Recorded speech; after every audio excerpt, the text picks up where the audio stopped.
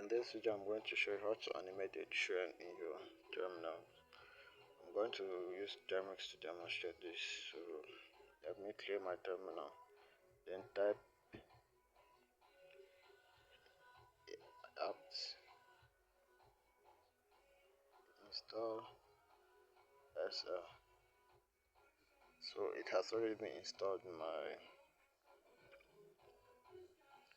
terminal. So the command you use for it is SL.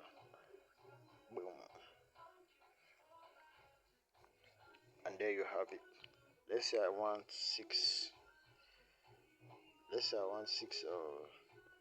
cards. What I'll do is SL. The SL is for system locomotive. Put space, then underscore.